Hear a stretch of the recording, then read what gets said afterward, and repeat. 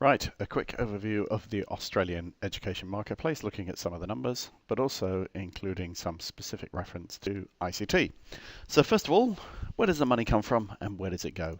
So the Australian government spends about $62 billion a year on education, and of that, just over half of it flows into schools, and that's growing modestly. Then into the TAFE sector, there's about $7 billion that goes into that, and that's growing pretty rapidly. And then lastly, the university sector, which takes just over $17 billion. So the lion's share goes into schools, TAFE gets some, and the universities gets the remainder. A couple of points about the way that grows. Non-government schools, so Catholics and independent schools, get about 60% of their budget from government funding still. And also, of that TAFE growth, most of that is actually coming from private funding rather than from government funding. So let's kind of take a look at the structure below that. There are just under 10,000 schools in Australia, and that breaks down into just under 7,000 that are state schools. They employ 273,000 staff and have about 2 million students in them. The next sector in schools is the Catholic schools. There's just under a couple of thousand of those, 80,000 staff, and they take in 700,000 students. And then lastly, the private schools. Just over 1,000, about 75,000 staff, and 500,000 students. So that's the breakdown of the schools sector. Then within the TAFE sector, the further education community, there are 60 TAFEs, but then there are another nearly 2,000 providers of further education as well. 74,000 staff across the TAFEs, and about 1.3 million students in total across that sector. And then lastly, universities. So there are a number of different opinions about how many universities there are, so I've used the official DWER figures. There are 42 universities, plus a further 78 private higher education providers, 93,000 staff, and they are teaching 1.1 million students, of which the mix is just under 1 million that are domestic, and 300,000 students that are international students. And that's significant because the international students pay significantly higher fees. So it's really important to the higher education sector to get those international students. So there you can see the kind of the way the marketplace breaks down. And looking at the state sector, those 7,000 schools work across the 8 states. And when we think about IT, decision making for those state schools is all very central.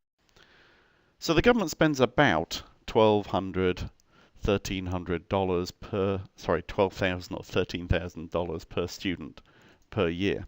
And that's growing and has grown by almost half in the last 5 years. So if we look at the breakdown of schools by the states that they're in, what you'll see is the lion's share of schools are in New South Wales. It's the giant of the education system. Then Victoria, just over 2,000 schools. Queensland just over 1,500. And then we start to get down to much smaller states. So if you work or start to work in education, in the education sector or a partner focusing on education, you'll notice there's a huge focus on New South Wales and Victoria and Queensland, and then the others get significantly less focus. In the TAFE sector, the statistics I showed you showed that TAFE grew by nearly 11% last year. The important note there is that most of that funding came from private sources rather than government. And just breaking down the TAFEs and the universities by state as well to give you a similar picture. New South Wales, Victoria has more universities and TAFEs. Queensland, and then a similar pattern for South Australia. Now the interesting thing here is the university numbers follow the similar profile to schools, but the Western Australia has a large dispersed TAFE community. So then from a university point of view, universities spend about $1.6 billion a year on IT in Australia. And there are about 1,600 IT staff spread across all of those universities. So perhaps to give you one last bit of focus on universities, here's the list of the top 10 universities in Australia by student size. So Monash in Victoria has got nearly 60,000 students. And even the 10th largest, Deakin University, has got nearly 40,000 students. So there's of those 40 institutions, 10 of them have really significant student numbers, and really kind of punch above their own weight on the world stage as well, because these are pretty big universities in most countries, apart from maybe in the US. Anyway, that's what I wanted to give you. It's just kind of an oversight of some of the numbers and statistics and dynamics of the Australian education market. If you want to find any more about IT and its position in the education market, take a look at the blog, and that will give you some more stories and data to feed off.